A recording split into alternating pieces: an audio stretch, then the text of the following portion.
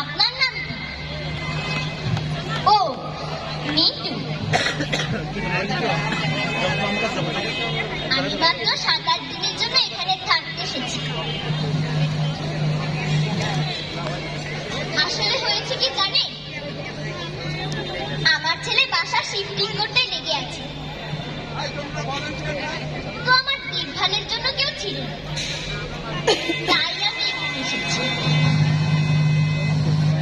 আমার ছেলে কি করে, মস্ত বড় কোম্পানিতে কাজ করে। আরে আমি তো ভুলেই গেলাম, ছেলেটাকে একবার ফোন করে জিজ্ঞাসা তো করিনি ও বাসায় ঠিকভাবে পৌঁছালো কিনা।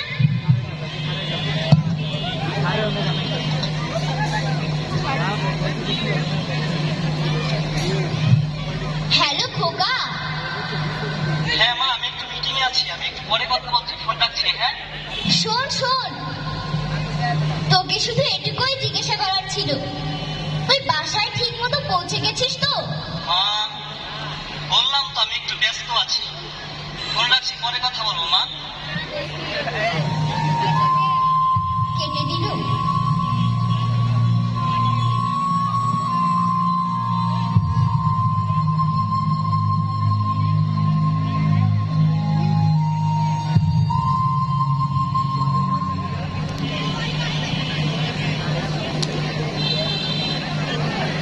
আমার ছেলে কি বললো, বলেছি কিছুক্ষণ পরে কল করবে বলে ফোনটা কেটে দিল।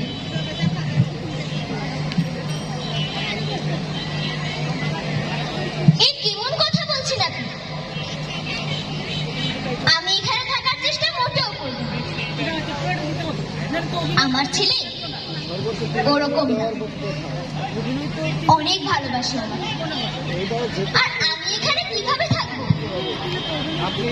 আমার ছেলের থেকে দূরে সব হবে। আচ্ছা আচ্ছা, নিয়ে আসুন, সর্বোচ্চ 3 মিনিট সময় দিয়েছি। কি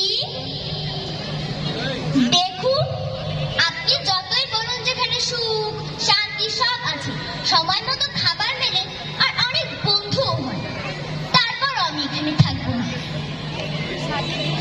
দেখুন, আমার বলা তো উচিত নয়, তবুও বলছি, আপনার না আমাকে দেখে খুব হিংসে হচ্ছে। কেননা আমার ছেলে তো আমাকে নিতে এসেই যাবে, কিন্তু আপনার দিকে তো কেউ ফিরেও তাকায় না।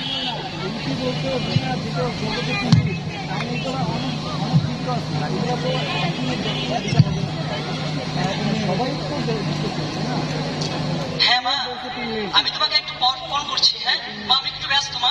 শোন শোন, তুই তো ভুলেই গেছিস 15টা দিন হয়ে গেছে। আহা, আমি তো বললাম মা আমি আসবো, কিছু জিনিস শিফট করা বাকি আছে, সেগুলো রেখে আমি তোমার কাছে আসবো। রাখছি, ফোন রাখছি। তুই তো জানিস না খোকা, তোকে ছাড়া এখানে আমার অনেক কষ্ট হচ্ছে খোকা। করে দাও।